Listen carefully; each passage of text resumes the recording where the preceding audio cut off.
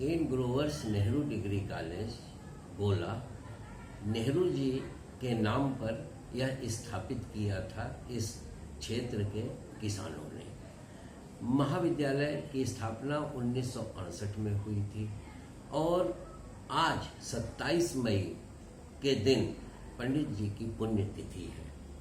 वो भारत के प्रथम प्रधानमंत्री ने 27 मई 1964 को अंतिम सांस ली थी। आज हम सभी शिक्षक और विद्यार्थी उनके प्रति सच्ची श्रद्धांजलि अर्पित करते हैं। उनकी मौत 74 वर्ष की उम्र में हो गई थी और जब उनकी मौत हुई, उनकी मौत हार्ट अटैक से हुई थी। पंडित जी की अंतिम दर्शन के लिए त्रिमूर्ति भवन में उनके शव को रखा गया था और उनकी अंतिम यात्रा में भारत के इस लाडले से जनता अगाध रूप से प्रेम करती थी और लगभग 2 लाख की जनता उनके अंतिम यात्रा में शामिल हुई थी। इस अंतिम यात्रा में देश विदेश के कई मेहमान आए थे, जिसमें भारत के अंतिम गवर्नर जनरल लॉर्ड माउंटबेटन भी सम्मिलित हुए थे और पाकिस्तान की तरफ से जुल्फिकार अली भुट्टो, जो उस समय विदेश मंत्री के पद पर थे।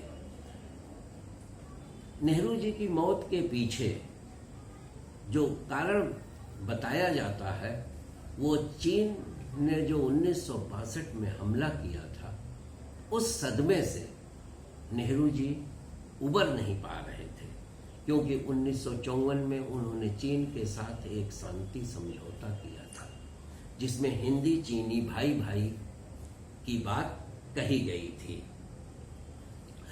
और चीन के आक्रमण से उनको बहुत ही आघात हुआ और जिसका परिणाम यह हुआ कि 27 मई 1964 को वो दिवंगत भी हो गए। उनकी अंतिम यात्रा में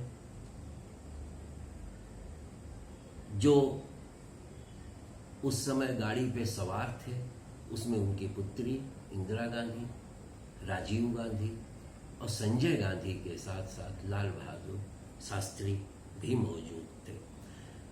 नेहरू जी की जो अंतिम इच्छा थी, जो उन्होंने अपनी वसीयत में लिखा था, उन्होंने कहा था कि यदि मैं विदेश में अंतिम सांस लूं तो मेरे पार्थिव शरीर को वहीं पे अंतिम संस्कार कर दिया जाए और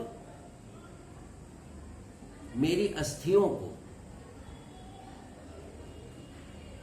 इलाहाबाद में गंगा जी में प्रवाहित कर दिया जाए और जो राख बचे वो हमारे देश के किसानों के खेतों में बिखरा दिया जाए, क्योंकि मेरी अंतिम इच्छा है कि मैं इस देश की मिट्टी से कभी भी अलग न हो सकूं।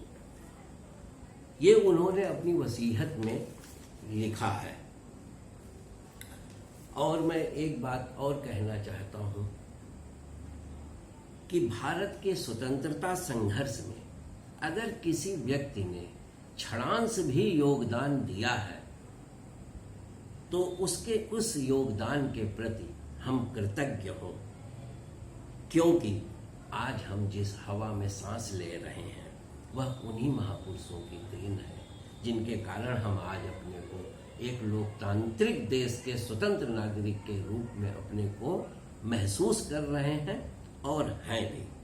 वैसे भी सत्ता के शीर्ष पर रहने वाले व्यक्ति की सदैव प्रशंसा व आलोचना होती है।